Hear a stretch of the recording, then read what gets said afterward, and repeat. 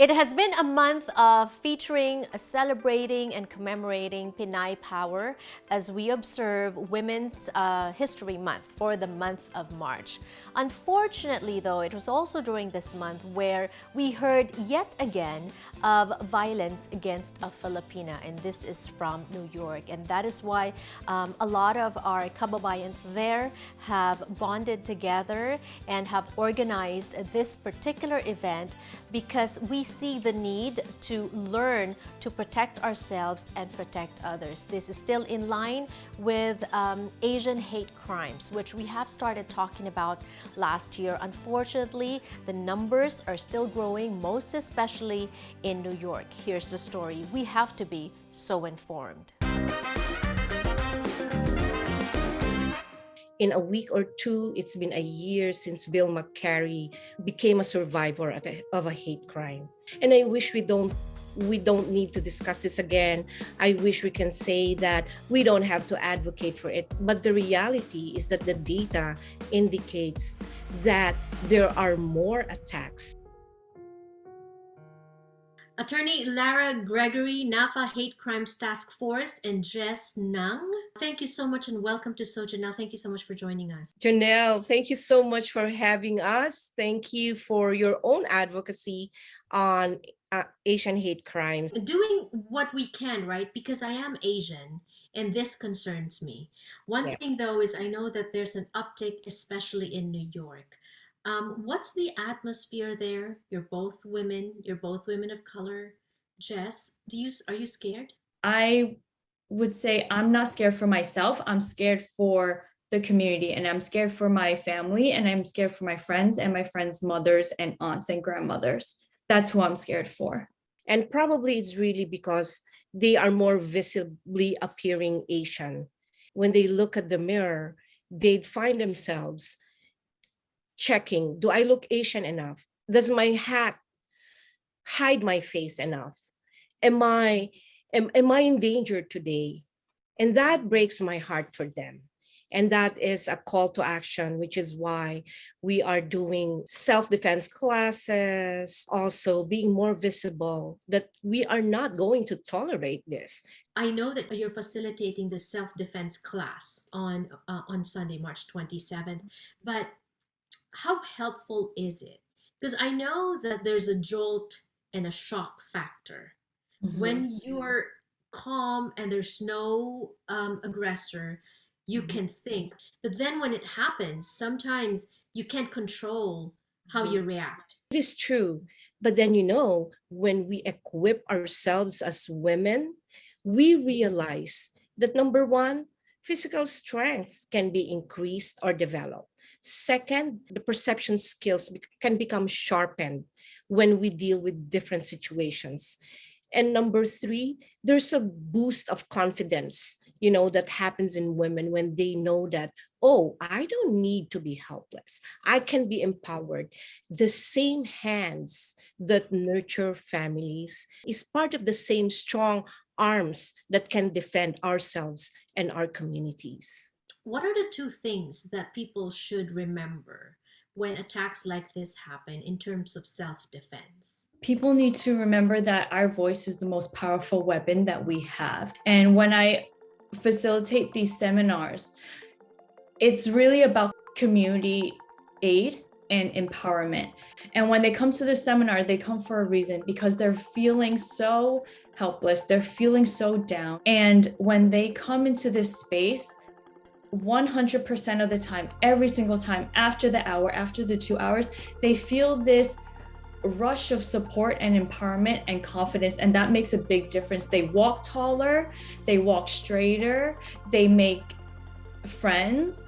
They really feel the strength in numbers and reminded of what can happen when we connect our mind and our body with the confidence we have. And the reason why there are so many attacks, regardless if they're mentally ill or they're not, these are cowards that are only targeting people that they perceive are weak, because we are not weak. So that is number one, what we want to challenge, that females in the family, that as a female, there are no barriers. There is no preset, predetermined behavior that requires you not to rock the boat, not to assert yourself. Jess, what are the things that people will learn if they sign up for this event? They will learn situational awareness, more aware of their surroundings, certain exits and where you can move. The way we stand. If you notice, we do have a habit of looking at our phones or our Apple Watches all the time, right? Waiting for the bus, waiting for the train, even in the supermarkets, in the stores, on the street. Everybody is just, it's habitual where we're looking at our phones and both of our feet are squared, either together or shoulder length squared. If anybody pushes you from any angle, you will lose your balance 100%, always, right? So how do we have a foundational stance? Using your dominant hand, your dominant leg to step back a little, right? Just those little small steps. If you're pushed, you're able to be more grounded, right? And when you're standing, you're carrying groceries, especially as women. So I think, I never thought of myself as holding self-defense seminars, right? Because one, they were always facilitated by men.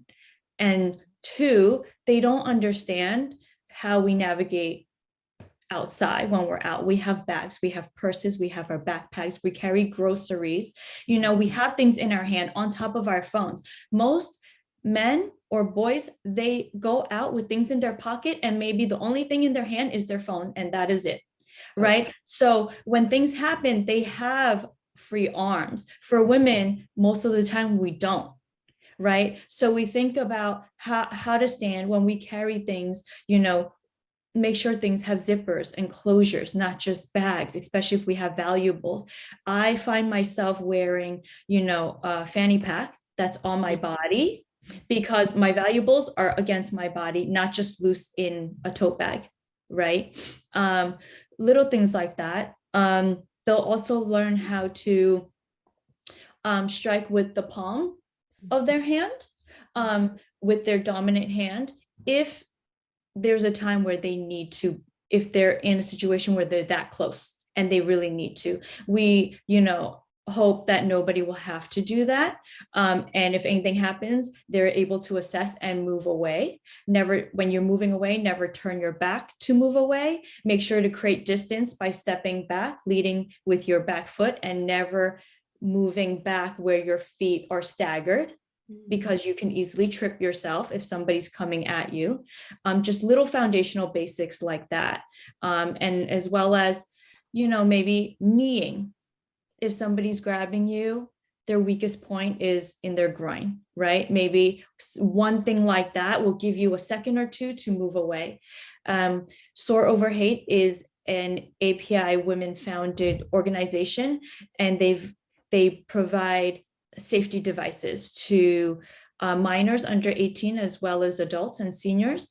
There's pepper spray, there's safety alarms, coup batons, things like that. So we were fortunate enough to receive a donation, and I will have another instructor there that trains in Kali, and she will describe and show how to hold it, where to hold it, when and when not to use it.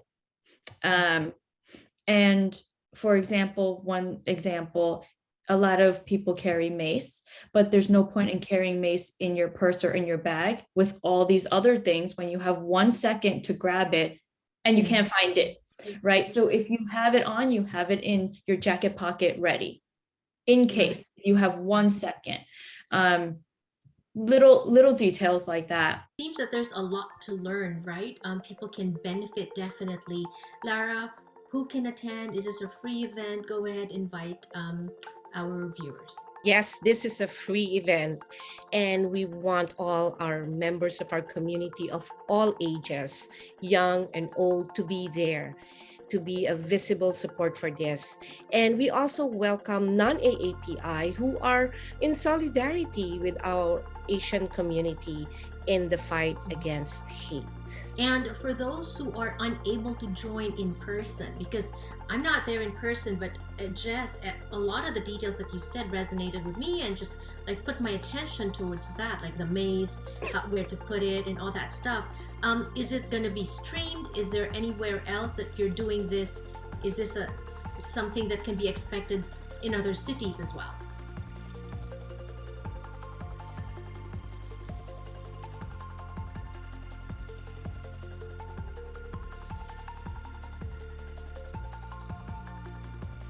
Just do it and do another class for the community itself.